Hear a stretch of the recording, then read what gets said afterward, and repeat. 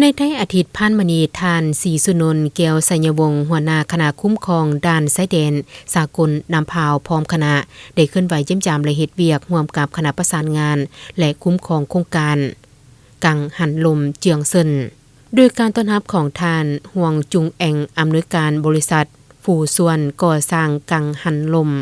เจียงเซิน1และ2พร้อมด้วยพนักงานที่อยู่ห้องการกังหันลมเจียงเซินซึ่งเป็นโครงการผลิตกระแสไฟฟ้าโดยพลังงานลมเจียงเซิน1และ2ที่ตั้งอยู่เมืองคำเกิดและเมืองไซจำพรทั้งสองโครงการแม้นสามารถผลิตกระแสไฟฟ้าได้รวม500เมกะวัตต์ปัจจุบันโครงการดังกล่าวแม้นสำเร็จแล้ว1โครงการและสามารถส่งขายกระแสไฟฟ้า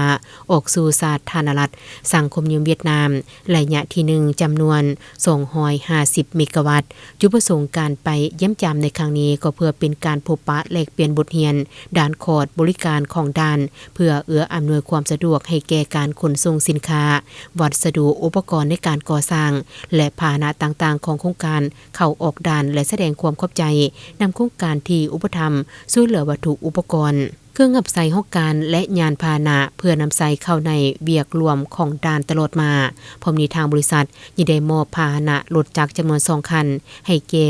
ด่านชายแดนสากลนภาวก็มอบโดยแม่ทานห่วงจุงแองอำนวยการบริษัทผู้ส่วนก่อสร้างกังหันลมเจียงเซิน1และ2รับโดยแม่ทานศรีสุนนท์แก้วสัญญวงศ์หัวหน้าคณะคุ้มครองด่านชายแดนสากลนภาวโดยส่งหน้าพนักงานทั้ง2ฝ่ายเข้าร่วมเป็นสักขีพยาน